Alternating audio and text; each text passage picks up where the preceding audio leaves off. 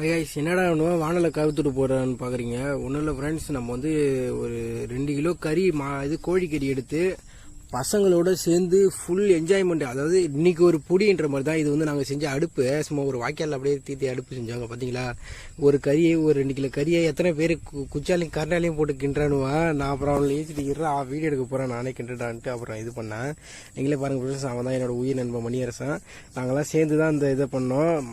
நாங்கள் ஒரு 4 பேர் பண்ணோம். மணியரசன், மாதவன், சவுந்தரராஜன், நான் ஜேஆர்கே. நம்ம 4 பேர் சேர்ந்து இந்த சமையலை செஞ்சோம். சமையலை செஞ்சுட்டு வெயிட் பண்ணுங்கள், உடனே ஸ்கிப் பண்ணிடாதீங்க. நைட்டு இன்னும் கொஞ்சம் இது வீடியோ தள்ளி நைட்டு ஒரு வீடியோ போட்டிருப்போம். அந்த வீடியோ வெயிட் பண்ணி பாருங்கள். எப்படி கொதிக்குது பார்த்தீங்களா என்னென்ன இருக்குது பார்த்தீங்களா.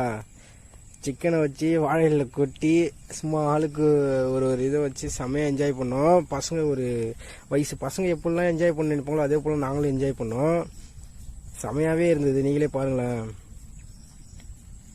நல்லா தட்டில் கிட்டலாம் போட்டு கொட்டிக்கிட்டானுவேன். பாருங்க எவ்வளோ என்ஜாய் பண்ணுறாங்க மக்களே. வேறு லெவலில் பியர்லாம் வச்சு செமையாக இருந்தது, செம சூப்பராக இருந்தது. இதே போல் நீங்கள் யாராவது என்ஜாய் பண்ணால் மறக்காமல் கமெண்ட் பண்ணுங்கள், லைக் பண்ணுங்கள், ஷேர் பண்ணுங்கள்.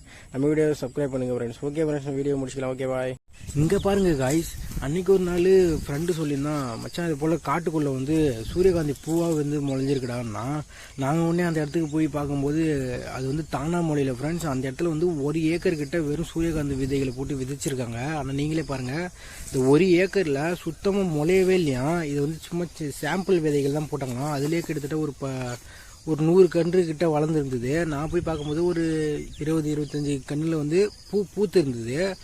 அது நான் போனது வந்து மாலை நேரத்துக்கும் இந்த பூவுக்கும் பாருங்கள் கிளைமேட்டு செம்ம அழகாக இருந்தது ஃப்ரெண்ட்ஸ். நீங்களே பாருங்களா, செம்ம சூப்பராகவே இருந்தது.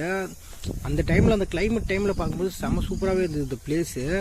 இது பாருங்கள், நீங்களே வந்து பாருங்கள், சுத்திரி எதுவுமே கிடையாது ஃப்ரெண்ட்ஸ். இது வந்து காட்டுக்கு அங்காண்டு தான் இருக்குது இந்த கொள்ளைகள்லாம். ஒரு சில பேர் தான் மாசல் வைக்கிறாங்க.